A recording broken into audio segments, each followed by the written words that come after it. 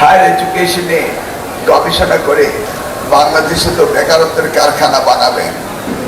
আমি 2006-এ মন্ত্রিত্ব যাওয়ার পর প্রতিনিয়তই কারাগারে থাকতাম এবং কোনো দুর্নীতির মামলা নয়, মোবাইল ছিনতাই, ভ্যানিটি ব্যাগ ছিনতাই, আমি আমার স্ত্রী নাজমুন নাহার বেবি সহ এই ধরনের অনেক মামলা দিয়ে প্রায় 3.5 বছর আমাকে কারাগারে রাখা হয়েছিল। বেরিয়ে আসার পর ভাবলাম সময়টা কাজে লাগাই, একটি পিএইচডি করার চেষ্টা করলাম এবং আমার গবেষণার উপাত্ত ছিল উচ্চতর শিক্ষা বাংলাদেশে, হায়ার এডুকেশনে বাংলাদেশে কি করা যায়। যেহেতু 5টি বছর দেশমাতা বেগম খালেদা জিয়ার সাথে শিক্ষা প্রতিমন্ত্রীর দায়িত্বে ছিলাম। আমার থিসিসের প্রায় 30% কাজ শেষ হওয়ার পরে আমি 2015 সালের 2রা জুন ওনার সাথে দেখা করলাম লন্ডনে গিয়ে।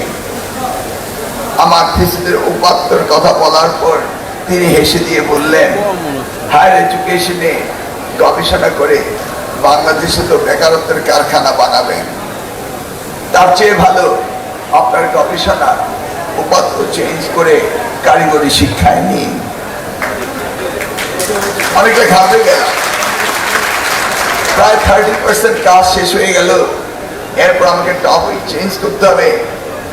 কিন্তু ভাবতেও পারিনি 2015 সালের জুন মাসের 2 তারিখের রাত্রে তিনি আমাকে নিজ কলমে হায়ার এডুকেশনের জায়গাটি কেটে লিখে দিলেন টিবেট।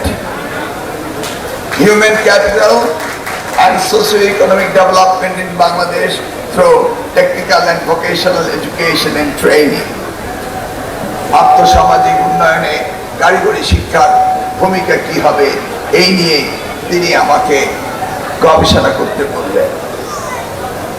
আমি জানতাম না যে আমাদের প্রিয় নেতা আজকের প্রধানমন্ত্রী জনাব তারেক রহমান এত ভিশনারি একটি বিষয়কে তিনি লালন করছিলেন যে বাংলাদেশে এই কারিগরি শিক্ষার বিপ্লব আনতেই হবে।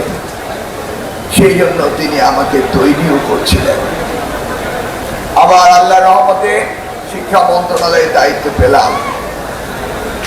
তিনি বাজেট ঘোষণা করলেন, বললেন আমি জিডিপির 5% বাজেট দেব পর্যায়ক্রমে। ডেকে বললেন সবচেয়ে প্রায়োরিটি হবে Tibet of the technical and vocational education and training. This is a lifelong education. Everybody does indeed need Tibet. উন্নত বিশ্ব আজকে এগিয়ে যাচ্ছে, এই জায়গাটিতে অ্যাড্রেস করি। আমরা যদি দেখি চায়নার অবস্থা, সেখানেও আমরা দেখতে পাই এই বিষয়ে সবচেয়ে বেশি গুরুত্ব দেওয়া হয়েছে। আমরা যদি সেকেন্ড ওয়ার্ল্ডের পরে বিশ্ব জগৎ ধ্বংস হয়ে গিয়েছিল, তখন আমরা দেখেছি কারিগরি শিক্ষায় যারা দীক্ষিত হয়েছিল তারাই দেশ গঠন করেছিল।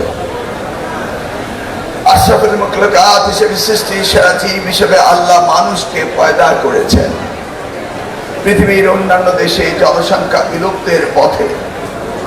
More than 30 developed states, more people are dying, less people are taking birth, but it is reverse in Bangladesh. More people are taking birth, less people are dying. অর্থাৎ আমাদের দেশে জনসংখ্যা বেড়েই চলছে।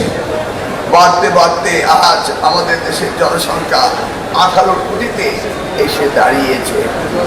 এই বিশাল জনসংখ্যাকে একটি মানব সম্পদে রূপান্তরিত করার পরিকল্পনা এনেছেন আমাদের মাননীয় প্রধানমন্ত্রী জনাব তারেক রহমান।